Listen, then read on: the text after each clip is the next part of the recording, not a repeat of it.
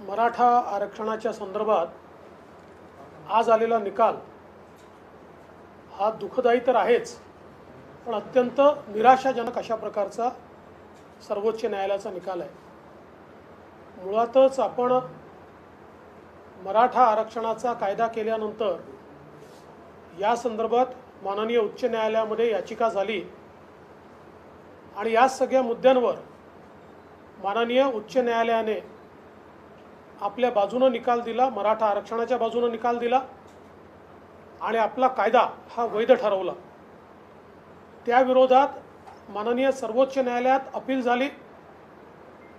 मी त्याच काळात मुख्यमंत्री होतो। आपण माननीय सर्वोच्च न्यायालयामध्ये अत्यंत मजबूतीने बाजू मांडली। याचिकाकर्त्यांनी आज जे विषय मांडले आहेत तेच सगळे विषय सर्वोच्च न्यायालयात मांडले होते। तेव्हाचे माननीय सरन्यायाधीश यांच्या बेंच समोर ही केस लागली होती आणि त्यावेळी या मुद्द्यांचा प्रतिवाद आपण केला आणि माननीय सरन्यायाधीशांनी त्यावेळेस स्थगिती द्यायला नकार दिला आणि स्पष्टपणे आपला कायदा सुरू राहील अशा प्रकारे सर्वोच्च न्यायालयाच्या सरन्यायाधीशांच्या बेंचने सांगितलं होतं। नंतरच्या काळामध्ये जेव्हा नवीन बेंच तयार झाला आणि त्या बेंच पुढे ही केस गेली, त्यावेळी आत्ताच्या सरकारनं त्याच्यासमोर ज्या काही बाबी मांडल्यात त्या मांडत असताना कुठेतरी समन्वयाचा अभाव आम्हाला पाहायला मिळाला। 2-2, 3-3 वेळा वकिलांना आमच्याकडे माहितीच आली नाही असं सांगावं लागलं, आम्हाला इन्स्ट्रक्शन्स नाही असं सांगावं लागलं आणि त्या माहितीअभावी केस ॲडजन करावी लागली। एकूणच समन्वयाचा मोठा अभाव हा पाहायला मिळाला आणि त्यातून या कायद्याला स्थगिती मिळाली।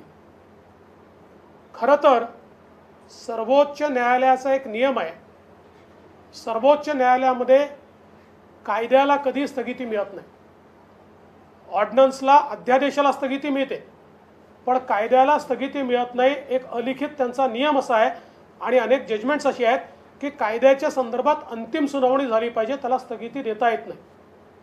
परंतु तरी देखील या समन्वयाच्या अभावातनं त्या ठिकाणी कायद्याला स्थगिती मिळाली आणि ज्यावेळी ही स्थगिती मिळाली त्याच वेळी आमच्या मनामध्ये संशयाची पाल चुकचुकली की जर कायद्याला स्थगिती देत नाहीत तर या ठिकाणी स्थगिती का मिळाली।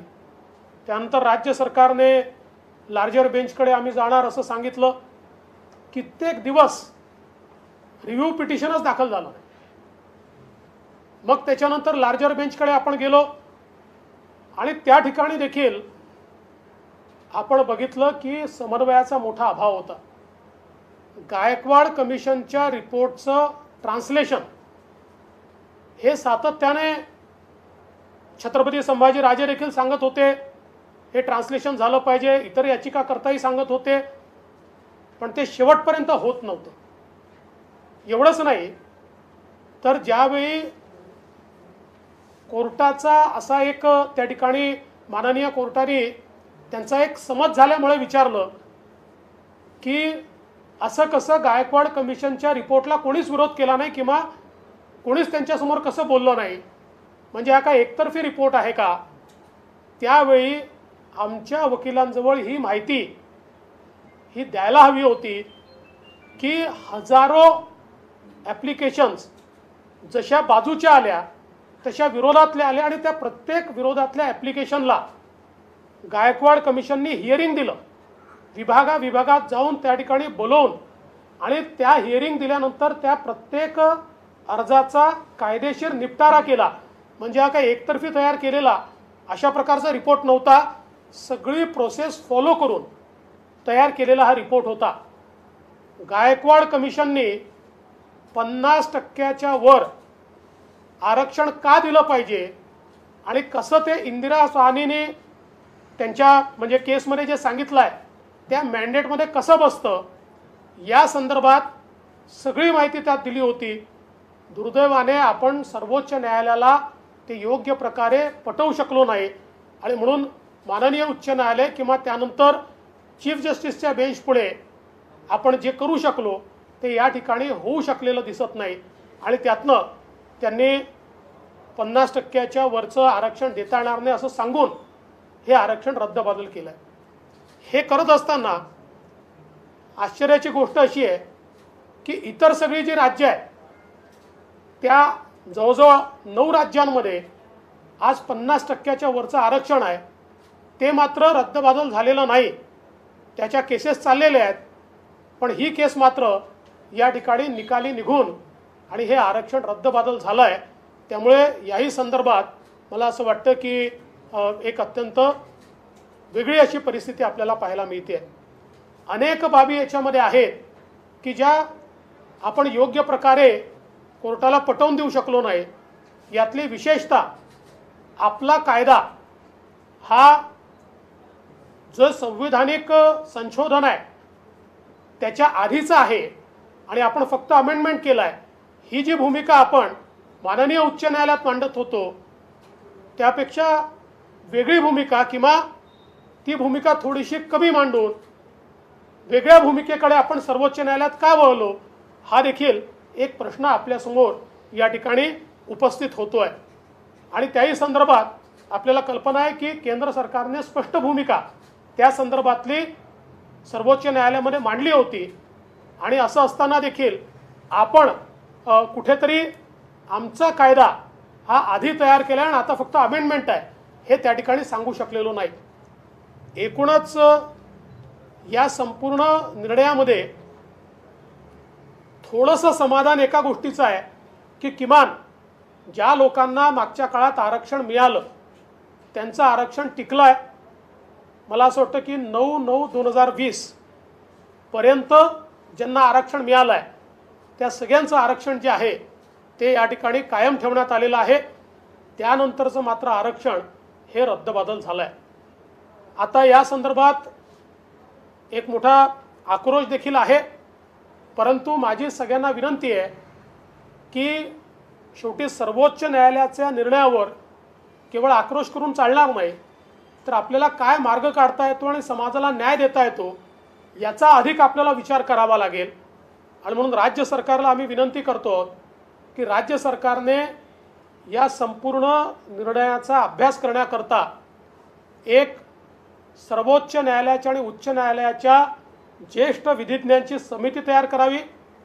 त्यांनी अभ्यास करून यातनं कसा मार्ग काढता येईल आणि मराठा समाजाला न्याय देता येईल या संदर्भातली कृती करावी आणि त्या संदर्भात त्यांनी एक रिपोर्ट तयार करून सर्वपक्षीय बैठकीसमोर तात्काळ तो रिपोर्ट ठेवावा आणि त्यानुसार एक नीट त्याची रणनीती तयार करून आपल्याला पुढे गेलं पाहिजे. खरं म्हणजे न्यायालयामध्ये आपण न्यायालयीन लढाई लढत असतो, परंतु न्यायालयीन लढाई लढत असताना न्यायालयाचे देखील ज्याला आपण आपल्या बोलीभाषेमध्ये गनिमी कावा म्हणतो अशा प्रकारे काही कायदेशीर देखील गनिमी कावा असतो की ज्याच्यामध्ये शेवटी वेगवेगळे वकील वेगवेगळ्या गोष्टी मांडत असतात आणि त्यातनं आपली गोष्ट योग्य कशी आहे ती कायदेशीर कशी आहे हे पटवून देणं या संदर्भात देखील महत्त्वाच्या काही गोष्टी कराव्याच्या लागतात. मला असं वाटतं की आत्तापर्यंत जे काही झालं असेल त्यात ते दिसलं नाही आहे, पण भविष्यात हे देखील आपल्याला त्या ठिकाणी करावं लागेल. आणि मी ज्यावेळेस गनिमी कावा म्हणतोय त्यावेळेस त्याचा चुकीचा अर्थ कोणी काढू नये. मी स्पष्ट करू इच्छितो की न्यायालयीन पद्धतीमध्ये आपल्याला आपला मुद्दा बरोबर आहे म्हणून वेगवेगळ्या पद्धतीनं तो मांडावा लागतो आणि समोरच्या व्यक्तीचा मुद्दा चुकीचा आहे या संदर्भात वेगवेगळ्या प्रकारचे आर्ग्युमेंट्स आणि त्या संदर्भातले जे काही कायदेशीर दावे आहेत ते दावे आपल्याला एकावेळी चालवावे लागतात. तर मला असं वाटतं या सगळ्या गोष्टींचा विचार हा आता येत्या काळामध्ये होण्याची आवश्यकता आहे आणि म्हणून सरकारने तात्काळ या संदर्भात कारवाई करावी. आणि त्याचसोबत आता हा जो काही मधला काळ आहे या काळामध्ये किमान आपण मागच्या काळामध्ये मराठा समाजाच्या हिताच्या शिक्षणाच्या स्कॉलरशिपच्या रोजगाराच्या अशा वेगवेगळ्या योजना सुरू केल्या होत्या, ज्या योजनांना या सरकारने आता पहिले तर निधीच दिला नाही आणि त्यानंतर दाखवण्यासारखा निधी दिला पण प्रत्यक्षात तो मिळत नाही। आता किमान जोपर्यंत यातनं मार्ग निघत नाही त्या योजना अत्यंत वेगाने सुरू केल्या पाहिजे। मग राजश्री शाहू महाराज शिष्यवृत्तीची योजना असेल किंवा मेरिट शिष्यवृत्तीची योजना असेल, परदेशात शिक्षणाची योजना असेल किंवा अण्णासाहेब पाटील आर्थिक विकास महामंडळाच्या माध्यमातून जे काही आपण काम सुरू केलं होतं, विशेषतः श्री नरेंद्र पाटील यांनी तळागाळात जाऊन अनेक उद्योजक त्याच्या माध्यमातून तयार केले। मला असं वाटतं या सगळ्या योजना आता वेगानं आपण या ठिकाणी केल्या पाहिजेत। या सरकारला एक विनंती आमची अजून आहे की या सरकारनं कुठेतरी आपल्या कायदेशीर संपूर्ण ज्या व्यवस्था आहेत त्या संदर्भात अधिक अलर्ट राहण्याची आवश्यकता आहे। कारण मागच्या काळात आपण बघितलं की जवळजवळ 14-15 महिने ओबीसी आरक्षणाच्या संदर्भात या सरकारनं उचित भूमिका मांडली नाही आणि केवळ तारखा घेत राहिले। त्यामुळे निवडणुकीत स्थानिक स्वराज्य संस्थांच्या निवडणुकीत ओबीसी समाजाला जे आरक्षण मिळालं आहे त्याच्यावरही गंडांतर आलं आणि तेही सर्वोच्च न्यायालयाने स्थगित केलं आणि अजूनही त्याच्यावर पुढची कारवाई या सरकारने केलेली नाही। त्यामुळे एकूणच सामाजिक न्यायाचे जे मुद्दे आहेत ते भाषणात न बोलता ते कृतीत आले पाहिजेत असं आमचं मत आहे। आणि अशा प्रकारची कृती करण्याकरता सरकार जे निर्णय घेईल त्या निर्णयाला विरोधी पक्ष म्हणून आम्ही पूर्णपणे त्या ठिकाणी समर्थन देऊ। पण सरकारने कुठेतरी सिरियसली आणि सिन्सिअरली पुढे होण्याची आवश्यकता आहे असं आमचं मत आहे।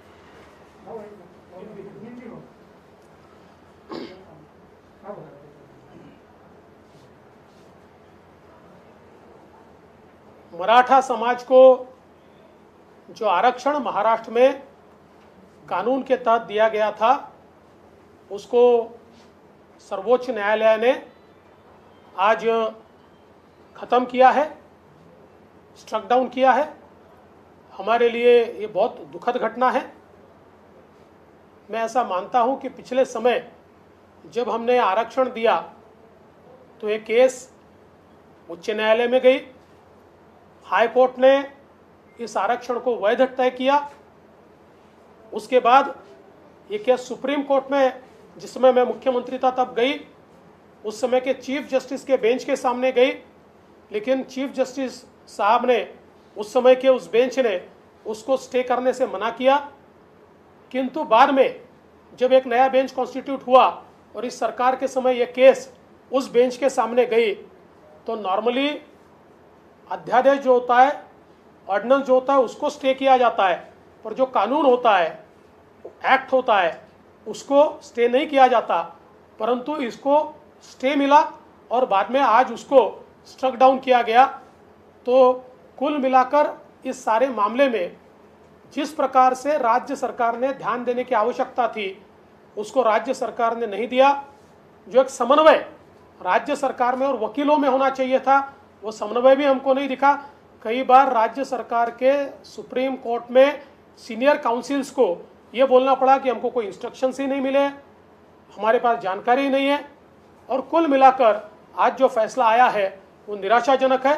अब हमारी सरकार से मांग है कि सरकार ने तुरंत इसके ऊपर सीनियर काउंसिल्स का पैनल तैयार करके और इसमें हम क्या रास्ता निकाल सकते हैं उसका एक पेपर तैयार करना चाहिए और सभी पक्षों को साथ में लाकर एक मीटिंग करनी चाहिए। मला असं वाटतं की मी अतिशय स्पष्टपणे सगळे मुद्दे मांडले आहेत। आता याच्यात अजून प्रश्न उत्तरांची आवश्यकता नाही आहे।